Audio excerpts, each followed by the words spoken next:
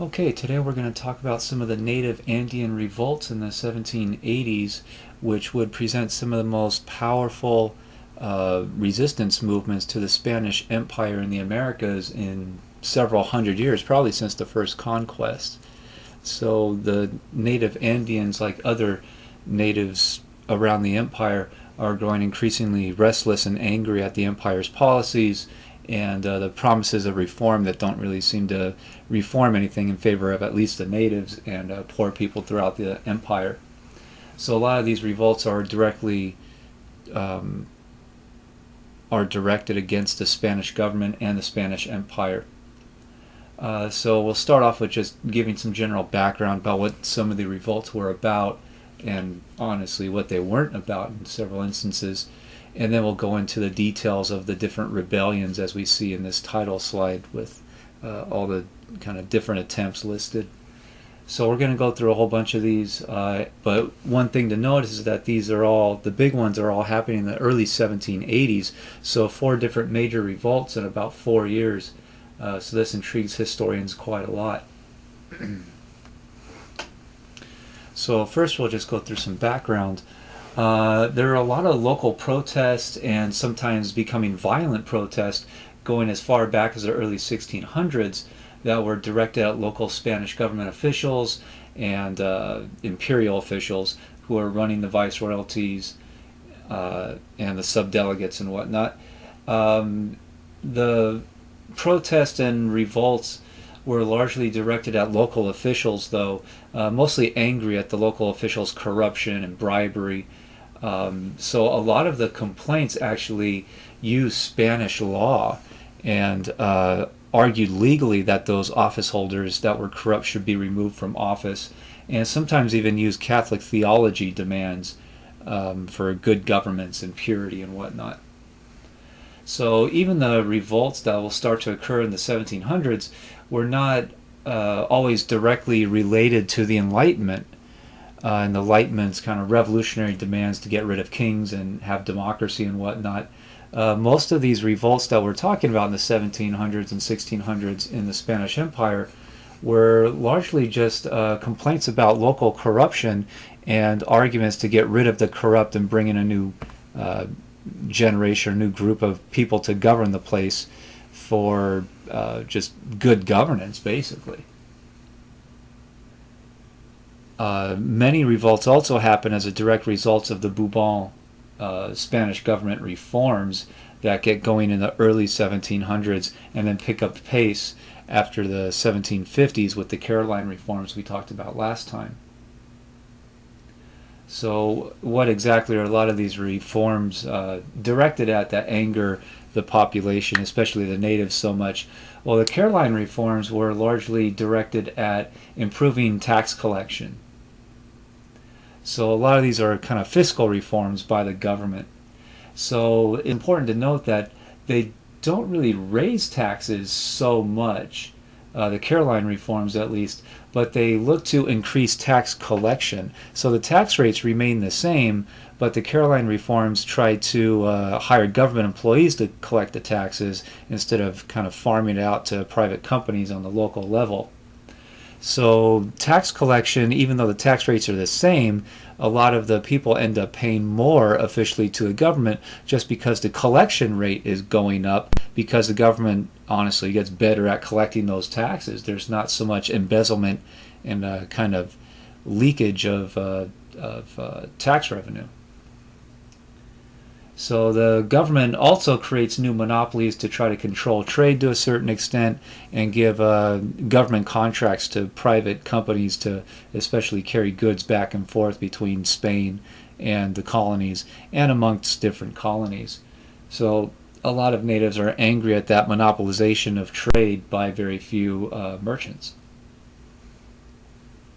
And a lot of the Caroline reforms also shifted the tax base in a big way. So previous to the Caroline reforms, a lot of government taxes were based on imports, which would hit the merchants, and also the government taxed the mining operations quite a lot because they're literally dragging money out of the ground. So the pre-Caroline reform governments were much more focused on taxing those two industries, whereas the Caroline reforms will shift taxation to more kind of sales tax of everyday goods that just average people out there in the colonies, again, use in their daily lives. So a lot of the natives and other colonists were very upset at that. They basically see it as going from taxing the rich to taxing the average workforce. So we start to see several native rebellions breaking out in around the 1740s or so. And again, these are not just driven by anger at Spanish local government officials, but also kind of changes in the native living standards. So especially in the 1740s through the 1770s, we're going to see about one rebellion every year or two. So there's quite a lot of them that pop up. Some of the biggest and most famous ones are one happened in Venezuela around Caracas in 1749 amongst cacao growers. So Caracas is here on the map in the northern coastline with the red dot. That revolt failed, and another kind of the next biggest one before 1780 happened in Quito, way out to the west, the southwest of the Viceroyalty of New Granada, which is again shown here with another red dot. This was largely a revolt of textile producers, kind of mill owners and cotton growers, that again rose up and complained against the increased tax collection rates and the selling of government monopolies to private companies. Both of even these larger scale revolts kind of flamed out because the government didn't want to confront the protesters very much. The government's stance was instead to kind of sit back and let the protests kind of develop, but these two cities didn't have a big enough military presence. They didn't have enough soldiers to even try to stop the protest. So the government's stance was to kind of take a step back and let the protest happen for a while until they start to flame out, and military reinforcements can come into the city from other areas to use as leverage to demand that the protest end and maybe even make deals with some of the protesters.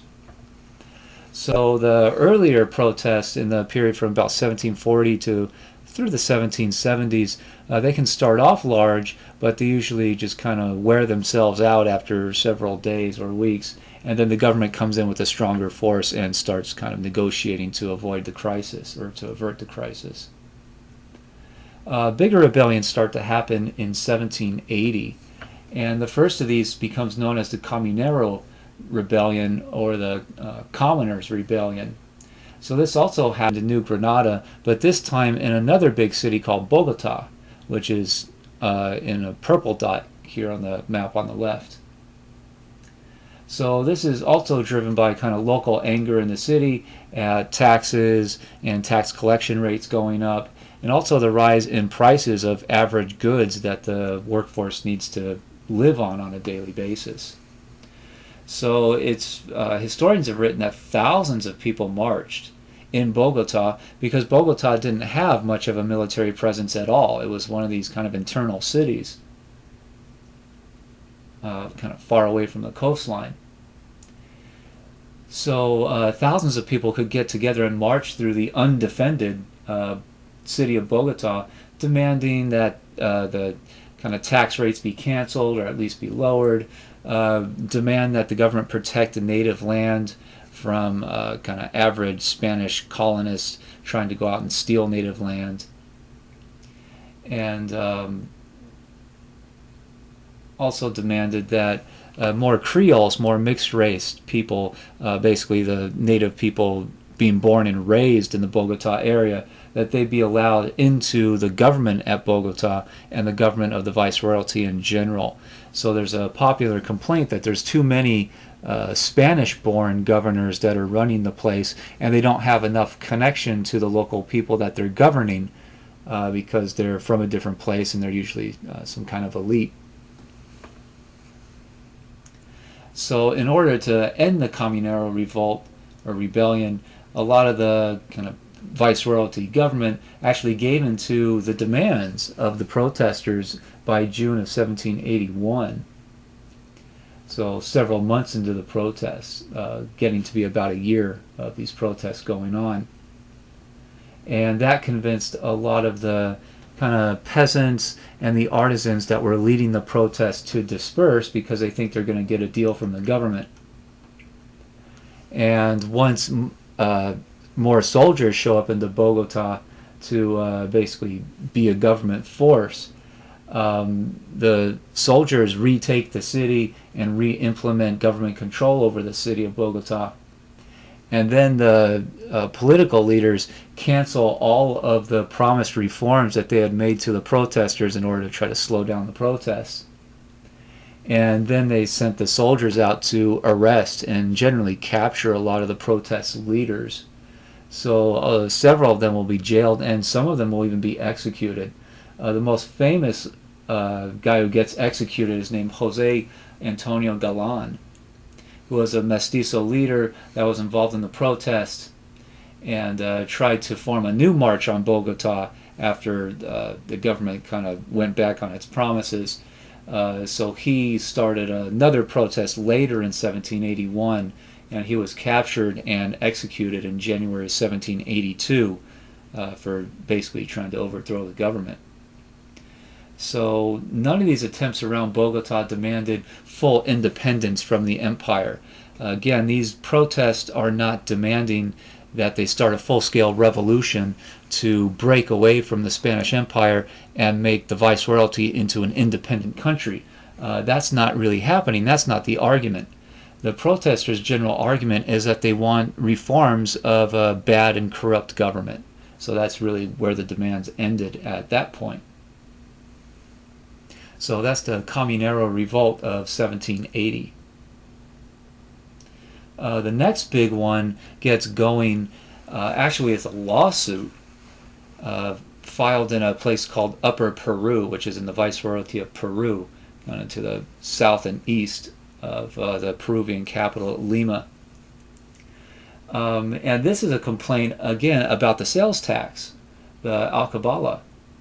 Because in this area in the Viceroyalty, the sales tax was increased from 2% on the value of goods in 1772, had tripled just 4 years later to 6% on the value of a purchase price of goods by 1776, and that outraged a lot of people living in Upper Peru. And Upper Peru is most famous and important to the Spanish Empire because that's where the major silver mine at Potosi was. So one guy who was the kind of leader of this budding movement named Tomas Katari was a kind of native chief in the area who complained about the sales tax increase and again argued for government reform and wanted his community to have more self-government, probably so that they can help lower the sales tax and try to govern their area for their own benefit. So Tomas Katari is also a trained lawyer in the Spanish legal system. So he files a lawsuit in the Spanish court system at Buenos Aires. And that lawsuit works its way all the way up to the highest level of the viceroyalty government, the viceroy himself in Lima. And the lawsuit basically accused a lot of officials in Upper Peru, government employees, of corruption and bribery and trying to exploit the natives of the area. So Katari files this lawsuit, and that inspires a lot of people to kind of join his movement. They start kind of marching to the streets and protesting and whatnot. But Katari himself directly said that this should not be a violent rebellion of any kind or any type of revolution. He said he advised all these people that wanted to follow him to let the court system deal with this lawsuit as it kind of winds its way through the system. So he was preaching patience, basically. But even as the lawsuit is kind of winding its way through the court system, just the fact that this lawsuit has been filed in the first place, has inspired a rebellion that breaks out in August of 1780. And Qatari did not lead that rebellion, did not want that rebellion to happen, and told the rebels to stop, publicly told them that they should not be doing this. But in the end, he couldn't stop it because there was so much pent-up anger and hostility against the government by that point. The government, though, decides that Qatari is somehow the leader of this thing, or at least he's a figurehead of it, so they arrest him in December of 1780, right at the end of the year. And he is going to be taken to a town called La Plata to stand trial for this stuff. But his followers are outraged that he's been arrested and that he's going to be taken away from his hometown and put on trial somewhere else. So a lot of his followers actually track down the captors that are taking him from the hometown to the other city to stand trial. So he is kind of moving, he's under arrest and he's being taken under government guard to another town. And the people that want to lead this rebellion track down that convoy. And they basically threaten the captors to release Qatari, which they did. And the rebellion tries to, make a hero out of Qatari and make him into their leader, but he doesn't want to be their leader. So Qatari is actually rearrested in this kind of mountainous area. And the government decides that he is such a major threat, just as a symbolic leader of all this, that the government decides to execute Qatari before he even gets to the town where he's supposed to stand trial. So they execute him en route in January 1781. And of course that outraged the rebels, who decided to basically rise up and kill the people who had executed Qatari. So they kill the guards who had captured him and were transporting him, and they even rise up and murder the judge who had ordered the arrest in the first place. The rebellion, though, at that point breaks down into a kind of racial divide between natives and between Spanish colonizers or Creoles, kind of mixed race colonists. And actually the rebels start fighting amongst each other, basically the natives versus the Creole colonizers. So their movement breaks down according to its own kind of internal factions, and they start fighting each other, which is the exact opposite of anything that Qatari wanted. He wanted a non-violent kind of legalist movement to reduce corruption and try to demand some government reforms, but the rebellion just kind of broke down into just fighting itself, and eventually failed because of that, because they have no unity. All right, the next major revolt that happens also gets going in 1780. So there's quite a lot happening in 1780 in different areas. So this is a third revolt just in that same year. And this will be led by a guy who becomes known eventually as Tupacamoro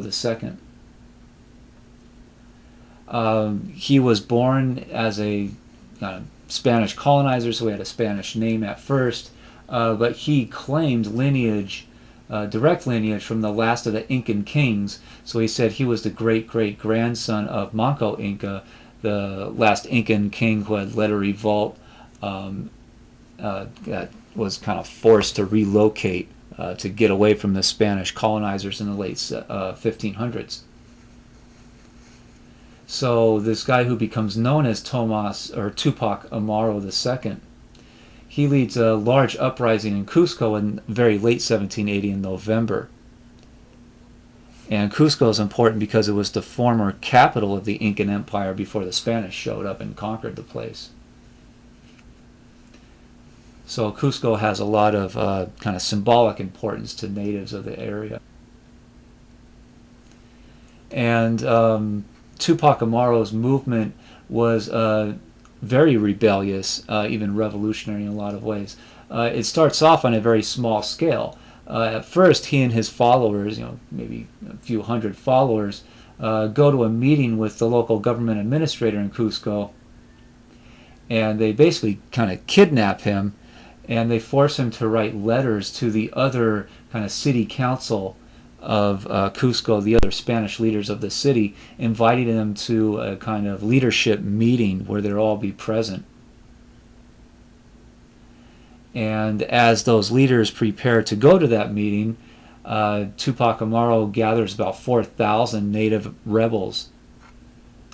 And once that meeting happens, that 4,000 size little militia basically break into the building where the meeting is happening and capture or basically kidnap all the Spanish government leaders of Cusco that are at the meeting. So he basically laid a trap to get them there and then took them captive.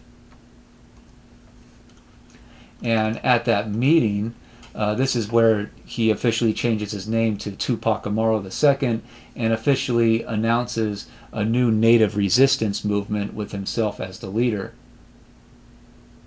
And to make their point, they then execute all of the Spanish that were at the meeting. So Tupacamoro basically accused all the Spanish leaders of basically cruelty against the natives of the area and executed all of them right then and there. So Tupacamoro, because of his kind of family connections to the old Incan leadership, he holds a lot of kind of commercial contacts with the economic elite of Upper Peru and the area. And he also has a lot of personal contacts with the economic elite of the area because he was born into this important native family. So Tupacamoro II wants to rely on a lot of mixed race soldiers that are going to be the majority of his force, his militia. And he will appoint members of his own family to be the officers of that growing army. So he felt he could trust them because they're part of his family and that they'll follow orders. So even as Tupacamoro II starts talking about his goals, he'll proclaim allegiance to the Spanish king and says that he wants to follow the Spanish king's direct orders, but that he just wants to get rid of corruption and whatnot. But as we start to look at some of his goals for his movement, his demands are going to be very revolutionary. Number one, he wants to end the Mita system of forced labor, basically. And he also wants to end what was known as the forced sale of goods to the natives of the area, which meant that the natives had to buy certain of these goods on a yearly basis from the Spanish merchants. So he wants to end a lot of the economic systems that have been oppressing the natives of the area. Another major goal is to get rid of the local tax collector that he accused of outright corruption and brutality against the natives of the area. And he wants to build a whole new city council for Cusco. And he obviously believes that if that new city council gets built, that he and his followers are going to have a lot of influence over it, and they might try to get into the city council themselves to run the city government. So the scale of his demands, especially his kind of economic revolutionary stance, make him a very big threat to the Spanish Empire, and especially Spanish control over the area around Cusco and kind of the southern part of the viceroyalty of Peru. And you add to that the fact that a lot of natives and other mixed race people are getting involved in his movement. Within a few months, he has something like 50,000 soldiers at his disposal, voluntary militia soldiers that are ready to fight. So this is looking like the growth of a gigantic revolutionary movement, and probably the biggest threat to Spanish control in the Americas, and probably since the empire started, 2.5 centuries before. Tupac from this point then marches on the city of Cusco and tries to basically conquer it with his growing force. So as they're moving around the area kind of surrounding Cusco, Tupac's forces will actually attack a lot of Spanish property owners, Spanish colonists, especially large landowners. And they'll basically kill a lot of Spanish landowners and take the Spanish lands for themselves to support their growing army and support their movement. So this convinces word of mouth a lot of other natives and mixed race Creoles throughout the whole region will start getting active and demanding more and more rights for themselves and get rid of corruption and whatnot. So this idea especially starts to spread further south into modern day Argentina and upper Peru, which is today Bolivia. The problem, though, for Tupacamoro and his whole movement is that killing a lot of these Spanish landowners and any Spanish people who kind of spoke out against him and wanted to resist, that really scared a lot of the other landowners who survived because they're very worried that this is going to happen to them next. And really any other wealthy Spanish people in the whole region, especially the merchants, they're going to be very worried about Tupac Amaru II's movement. And any native elites in the area that kind of view themselves as wealthy, any of the kind of powers that be, the sources of wealth and the viceroyalty, they're very afraid of this movement. So they start to speak out against him, and they start to criticize his claim of having Incan heritage, lineage that goes back several generations. So the Spanish colony will send a large amount of reinforcements to Cusco. They'll send 700 soldiers, which was a pretty large force for the time in that place. The native uprising will actually defeat the Spanish militia at a battle called the Battle of Sangarara. And the Spanish soldiers that are captured are actually executed after the battle, and that's a very shocking thing, especially to the other landowners and any Spanish people in the whole region. So those executions happened apparently without Tupac's orders at all, so he wasn't really involved in that. But once that happens, a lot of the Creoles and other kind of Spanish descended people of the area, or even a lot of mixed race people, they will refuse to support Tupac Amaro's rebellion because they start to see it as getting out of control, getting too violent, and it seems like he doesn't even have control over his own soldiers, or the people who proclaim themselves to be his soldiers. So a lot of anyone who has any kind of amount of Spanish descendants in their background, they're going to fear Tupac Amaru very, very much, and they're going to kind of side with the Spanish government and the viceroyalty in the coming fight against Tupac's forces.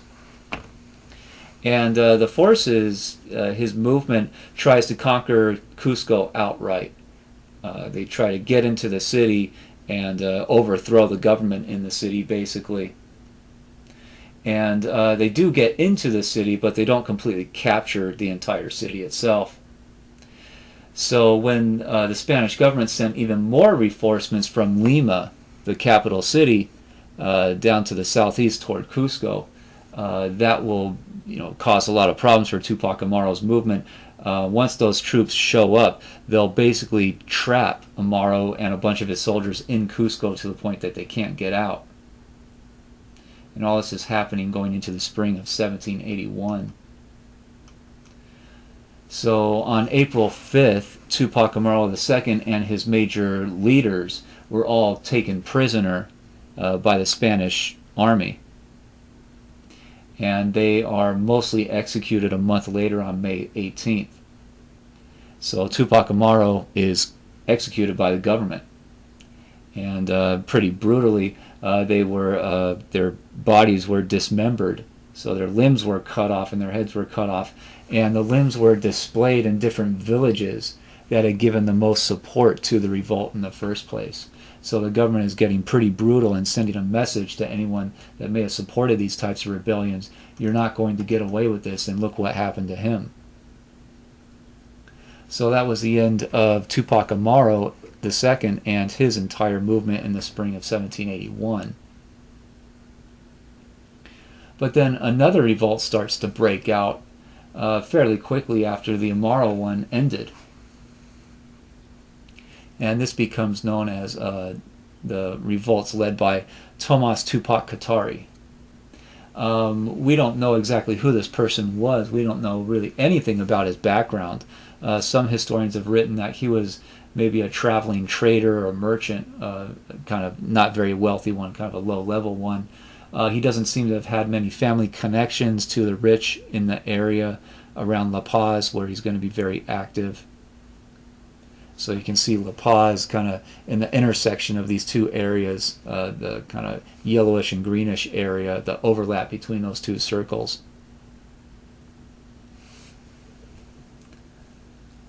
So he doesn't seem to have many connections to the wealthy elite of the area or the people running the government in the area. Some historians argue that this guy does not even speak Spanish, that he mostly speaks the native language. So he didn't kind of command any amount of great loyalty outside of the natives that he was working with. So a lot of the Spanish big landowners and the Spanish government leaders, they didn't know anything about this guy and didn't have much contact with him really much at all. So virtually nothing is known about his background or his history before the uprising, but he appears to have been, according to reports, about 30 years old when the uprising starts in 1781. So historians argue that he probably took both the names of Tupac and Katari, both the revolutionary leader and the lawyer, in order to try to unify those two movements that had happened in other places, largely around Cusco. And this new revolt will start in Upper Peru around the city of La Paz, and was clearly anti-colonial and anti-Spanish in almost every facet. So Tomas Tupac Katari will demand the creation of a whole new Incan state. So he's looking to basically rebuild the Incan Empire, and this place around La Paz is a starting point. And Tupacamoro was still alive at that point, so this guy proclaims Tupacamoro as the king of this new Incan state. And this guy declares himself as viceroy, kind of a lower level bureaucrat working for Tupacamoro. And this will start to get fairly violent. Tupac Katari's forces will start to attack the wealthy and will attack any natives that they accuse of collaborating with the wealthy and the Spanish. So that will even include natives from his own tribe that he'll accuse of working with the Spanish to oppress every other native in the area, basically. So he accuses some of his own native brethren as basically sellouts. And a lot of those natives that he accuses of selling out will be attacked and executed under his leadership. And Tupac Katari will become so obsessed with independence and really not trusting anyone with Spanish connections at all that he will refuse to ask or even expect any help from the Creoles of the area or anyone who's not native at all. So his revolt can get a lot of soldiers together, but he could have built an even larger kind of interracial or kind of interclass revolt against the Spanish if he had chosen. He just chose not to do that. So he and his estimated somewhere around 40,000 or so native soldiers will besiege La Paz, which means they're going to surround La Paz and not let any resources or any supplies into the city, in the hope that the city will, as it starts to starve to death, will just surrender. And this was a pretty good strategy because La Paz is located right next to some major mountains. And historians argue that if you're going to attack La Paz in any way, probably sieging it from the mountains is probably one of the better ways to do it. Because La Paz is basically in a gorge that's dominated by these high ground hills as you get closer to the mountains that are called El Alto. And this is a picture of modern day La Paz, just to give you a feel for where the city center is, kind of way down there in the gorge. And you have these very large hills that go up in elevation pretty quickly just outside the old city. Today the city has grown to include the hills basically. But back then the hills were kind of sparsely populated. So historians often argue that La Paz is actually probably one of the best cities to lay siege to in all of the Americas, because it's very easy to connect communication and supply routes getting into the city because of just the geography of it. So Tupac Katari will launch his rebellion and lay siege to La Paz in March of 1781. And this siege, historians estimate, kills at least 10,000 people in the city itself. Not always just through fighting, kind of pitched battles, but often through starvation and just lack of resources, lack of supply from outside.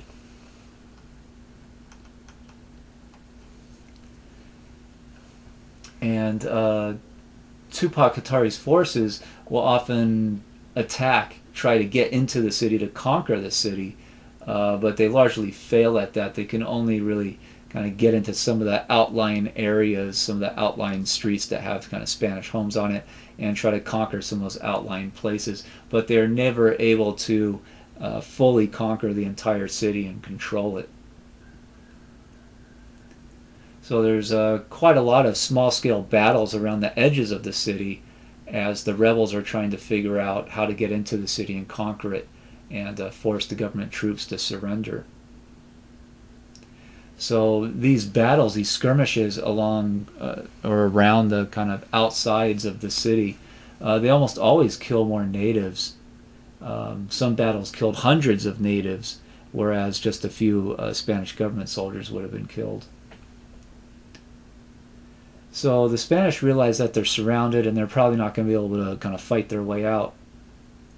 So they figure their best chance is to just sit in the city and wait it out and hope that the Spanish government from other areas will send in an army to break the siege and allow supplies back into the city. So that's the Spanish strategy in winning this thing.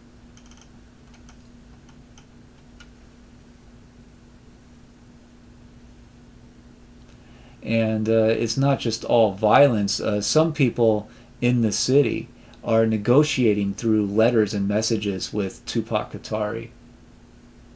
And one of the kind of most famous instances of that is the Archbishop, the Catholic Church functionary in La Paz, who exchanged letters with Tupac Katari, basically offering pardons to him and any of the other fighters that kind of basically put their weapons down and went home and just refused to continue with the siege.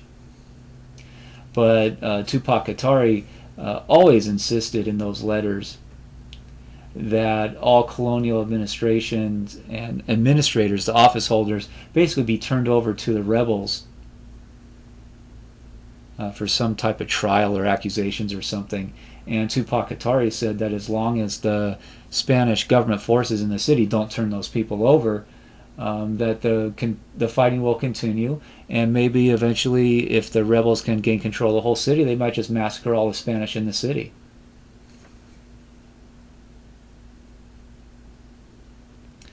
The problem, though, is that really the rebels cannot conquer the city, and the soldiers inside the city have a very tough time breaking out. So there's basically a standoff, because neither side could control the city completely and gain the upper hand over the enemy. Tupac Katari will try to gain that upper hand by stopping the kind of military battlefield incursions into the outlying, town pieces of the town, the outlying like suburbs basically in the streets along the periphery. So he's going to stop direct kind of infantry attacks on the city, and instead he's going to bring in some cannon in late May and June and just fire cannonballs onto the city and hope that that will convince the government to surrender. But it doesn't.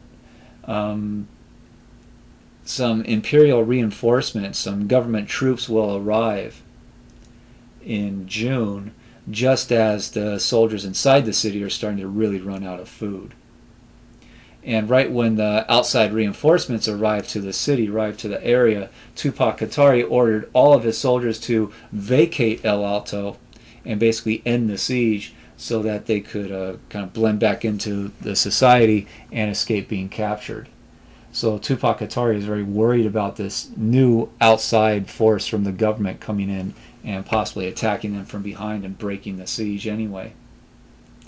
So since Tupac Katari ordered basically a rebel retreat, there is no big, gigantic, kind of climactic battle. It just didn't happen because they retreated so fast. So again, government reinforcements arrive in June, and Tupac Katari orders the rebels to withdraw from the big hill that's overlooking the city that was really their base at El Alto.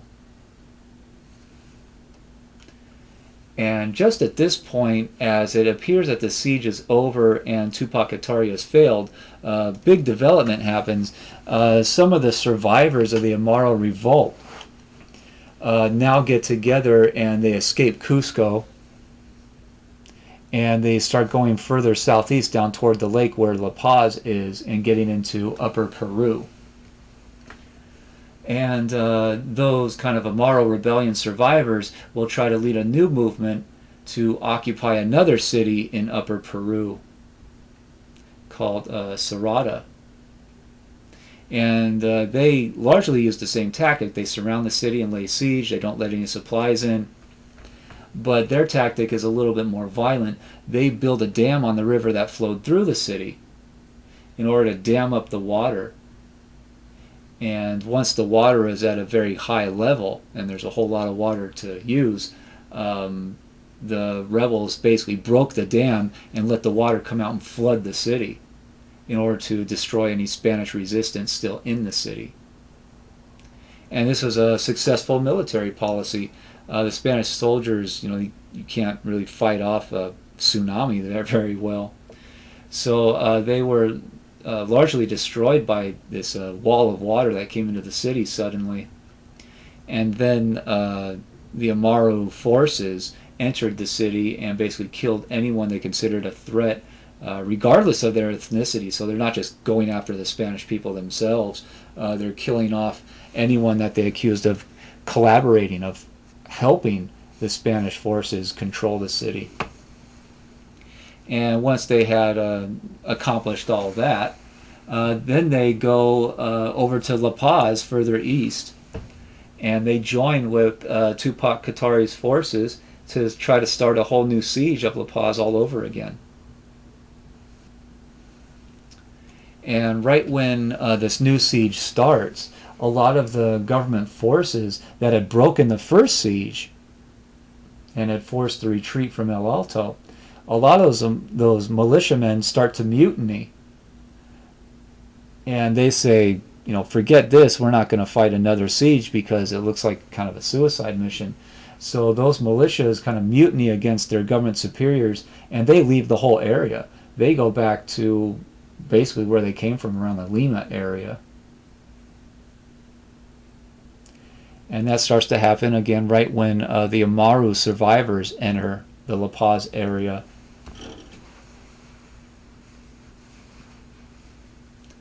So it looks like Tupac Katari and the rebels will start to have the upper hand, and they form their siege again from El Alto, and they wait for the government forces inside the city to either surrender or starve to death.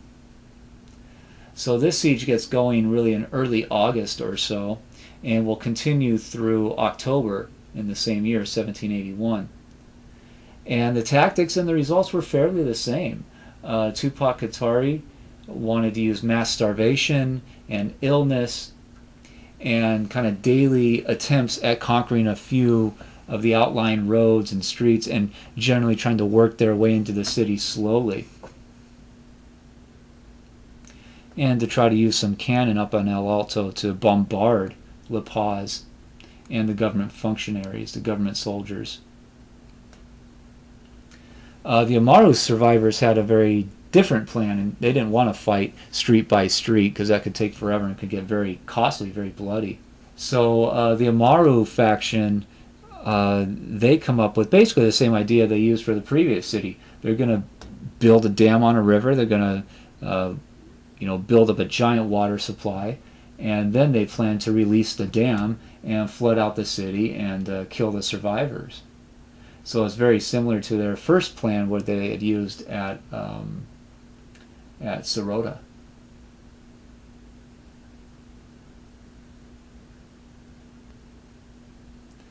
The problem, though, is that the dam that the Amaro faction was building broke before it had enough water to fully flood the city. So their engineering failed, basically. So only a few streets are flooded once the dam breaks, and the city and most of the troops in the city survive. And on October, the Spanish government has heard that all this is going on in La Paz again, so they send another army to La Paz to break the siege.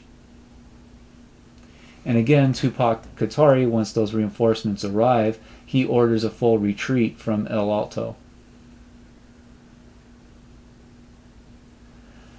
But this time the government leaders have learned their lesson. They don't want to just let the rebels kind of melt away. The government pushes to have a big pitched battle in order to destroy the rebellion resistance movement completely. And the Spanish government forces do win that battle. So that victory leads to several very important results. Number one, most of the rebels that survived the fighting, including a lot of the Amaru rebellion leaders that had come into the area and started this whole thing again, they accept a pardon from the government. So they are not going to be going on trial and possibly be executed for doing all this stuff. And a lot of them accept the pardon because they feel that their rebellion's not going to be able to continue if it's kind of split up into different factions and the government's going to keep sending reinforcements.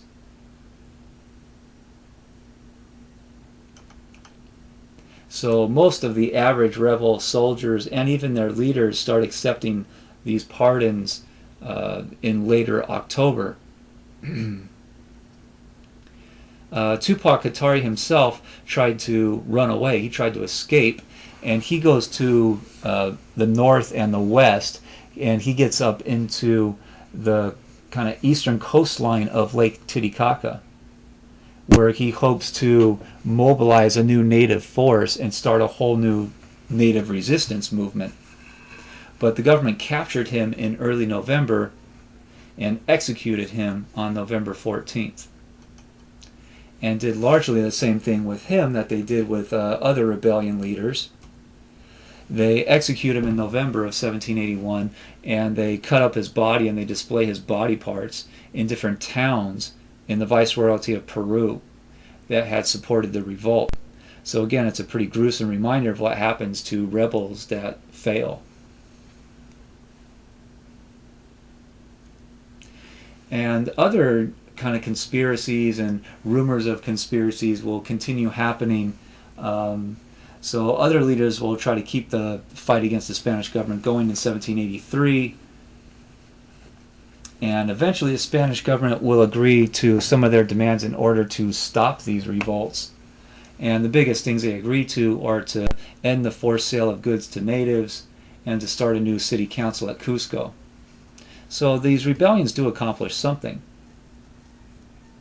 Historians estimate, though, that over 100,000 people were killed in these revolts in the early 1780s in these areas around the Viceroyalty of Peru and Upper Peru. But these rebellions are not, and conspiracies for rebellions are not only located in the Spanish Empire. There's a few that kind of pop up in the Portuguese Empire in Brazil. they largely start kind of popping up later on. One big conspiracy amongst wealthy elites is discovered in the Minas Gerais in Brazil in 1789. And this appears to have been a bunch of the elite landowners planning to overthrow the local imperial government in order to eliminate their own personal debts to the Portuguese treasury. So this appears to be kind of large landowners and wealthy elite that owe back taxes to the treasury, and so they figure they're going to try to conspire to overthrow the government just so they don't have to pay their back taxes.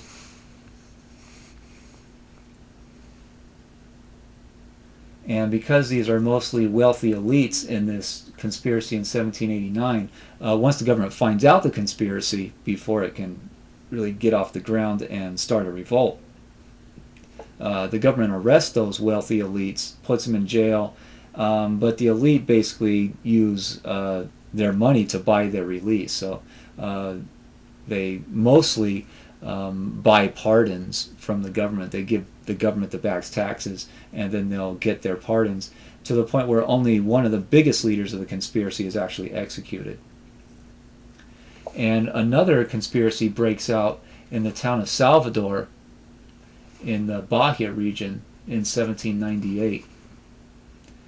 And this seems to have been led by a bunch of Creoles, mixed race people, who started this conspiracy hoping to, do something against the government, because they're looking for some type of revolution to establish real equality between the different racial groups in the colony. And some of the conspiracy leaders are even willing to separate Brazil from Portugal, but not to be an independent country, but in order to join the French Empire, because by 1798, France has declared an end to slavery. They have made slavery illegal. So a lot of these conspirators, these Creoles, find that very exciting, and they're looking to end that type of racist discrimination in Brazil, if not try to end slavery outright in Brazil.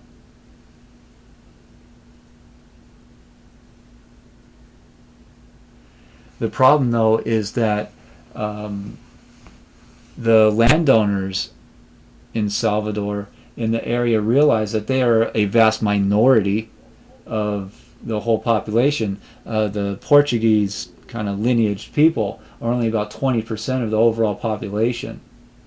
So they realize that they really need the Portuguese government to keep racism and slavery in effect. Otherwise, being only 1 out of 5 of the people in the area, the 4/5 of the population might rise up against them at some point. So the landowners actually exposed the conspiracy and told the government, and got a lot of the conspiracy leaders arrested, and many of them were executed in 1798 and 99. So we've gone through several different types of conspiracies and revolutionary attempts, and one of the important things, again, is to realize that relatively few of them are fully revolutionary against the Spanish government. Very few of them want to really break away from the Spanish or the Portuguese government and proclaim some type of independence, at least for the short term. So most of these complaints were driven by just anger at local officials, anger at local corruption and bribery and smuggling, and a lot of these movements are just trying to demand some type of government reform to end those that bad governance. So we'll stop here, and that's the end of this module. So the next thing to do is take exam 2 on this module.